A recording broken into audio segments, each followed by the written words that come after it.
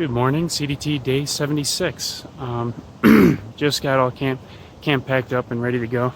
I'm not doing a lot of videos of camp setup and breakdown because of all the mosquitoes.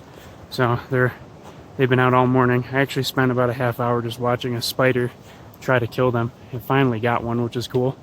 So I'm about to leave here, hopefully to a place with less mosquitoes. That'd be nice. Oh, damn it.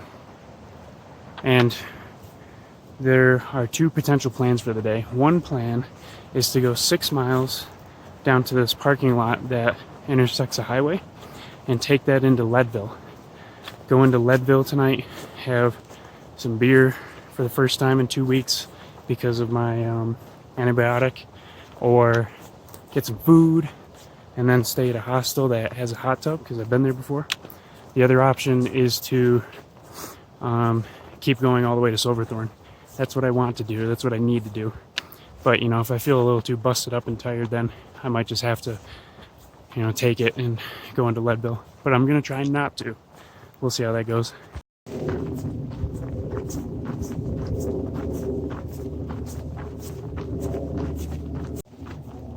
Oh, I forgot to mention something funny happened yesterday. I was coming down one of the hills, getting closer and closer to camp, right before the last huge climb up to the top of the pass. And I passed this couple, and they turn around and they say, "Are you Con?" From the YouTube videos. I said, "Yeah." And he's like, "Oh my God, I met somebody famous." And I was like, whoa, I don't know about that. Let's hold off on the famous. So, two very nice people. If you guys are still watching, it was awesome to meet you. And it's really cool to have support on these videos from all these people that do the same stuff as me. And it's really cool. And I apologize for being short and walking away so quickly. I'm just so tired from a long day. It was 25 miles, 6,000 feet on like my 4th or 5th day back to the trail. So I was definitely feeling pretty darn tired. But yeah, it's cool to meet you guys. And I just thought that was pretty funny. Somebody calling me famous. I was like, no way. It's a awfully nice compliment from them.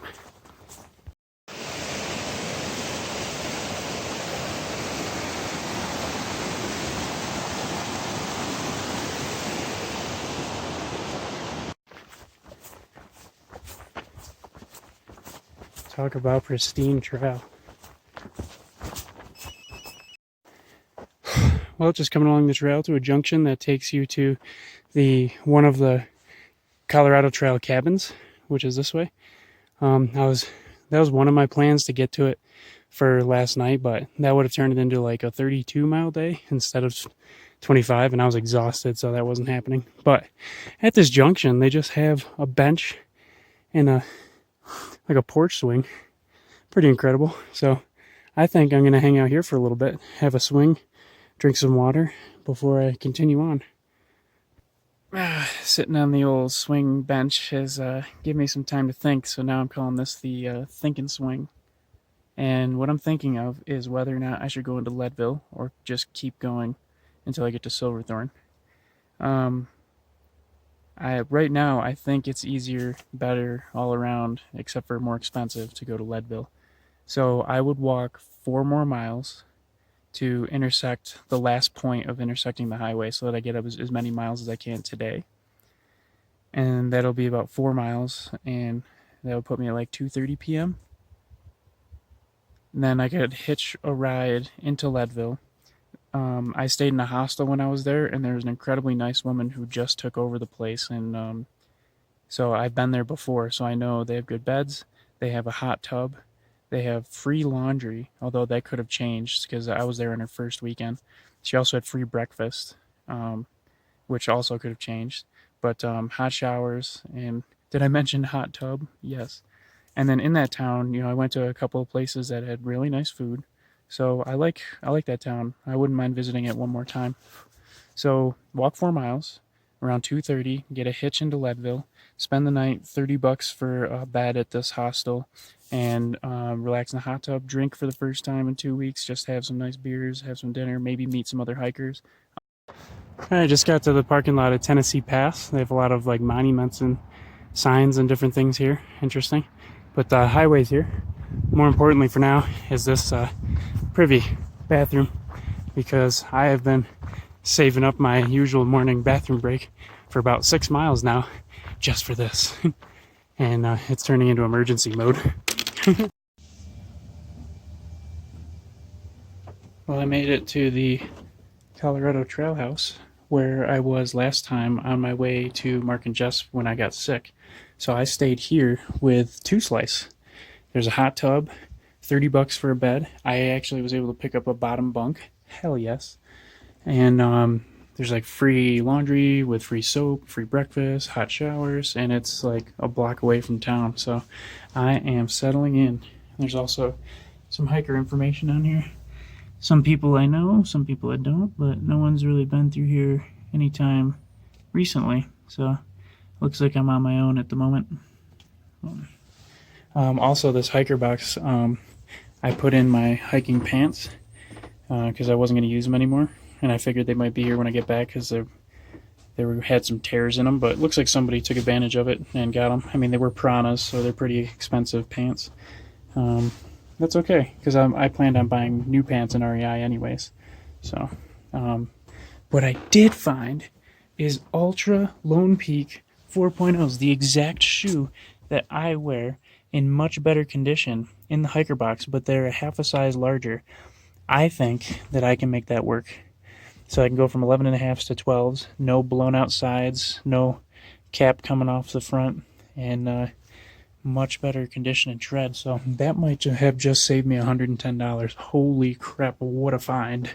Thank you to whoever left that here for me. There's even more shoes and stuff. But anyways, I'm going to get settled in, do a bunch of my camp chores, take a shower in this nice fancy antique style shower. I'm in a carriage house, and then do some town stuff.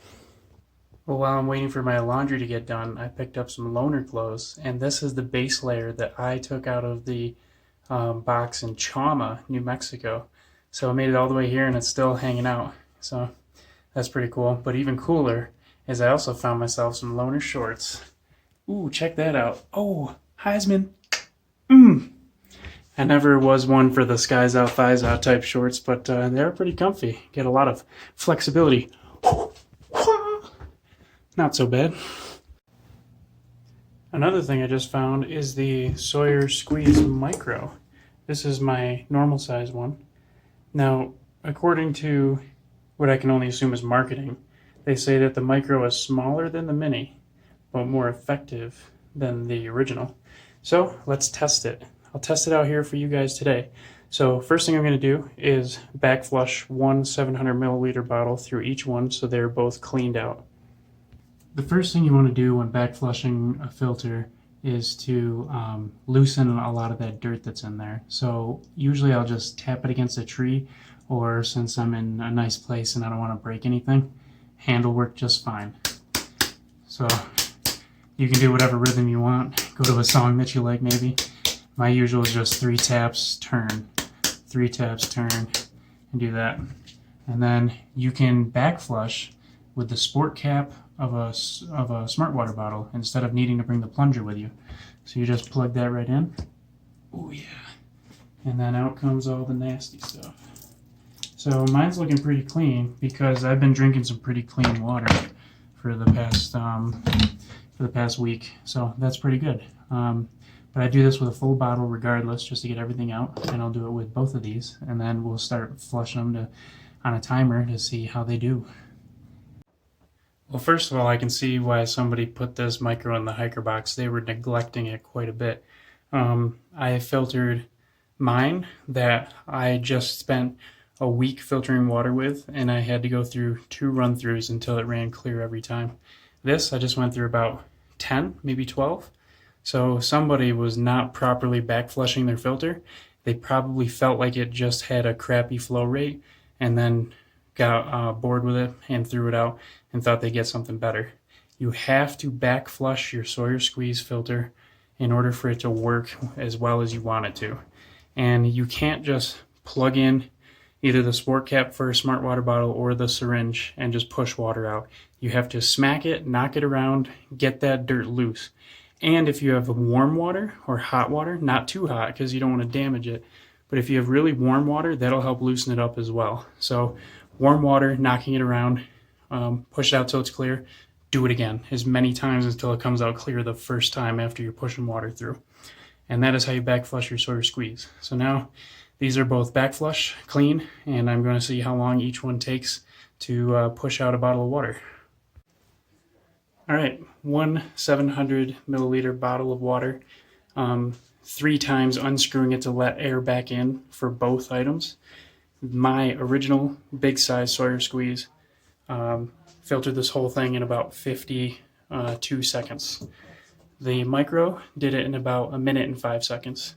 So about 10 seconds shorter or longer for the micro for every 700 mil. So it sounds like the Sawyer squeeze original still reigns supreme, but the micro had some surprising speed to it. And for the size of it, see if I can put them up for comparison.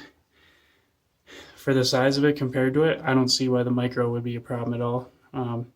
Maybe the filter clogs up quick or something like that, but because mine works just fine and I know that it works well, I'm just going to put the micro back and leave it where it is and go with the optimal flow rate that I can so that I don't get annoyed with filtering my water. So there you have it, folks, a little at-home experimentation with Sawyer squeeze filters. Obviously, there could be errors. I'd have no repeatability with this experiment because I don't really care that much to do multiple trials, but as far as I can tell, the micro is a bit smaller, a bit lighter, and a bit slower, but performs pretty darn well. So if you were to get a micro, I wouldn't see any problem with it. The mini, however, a lot of people have had trouble with, so I recommend either the full size or the micro.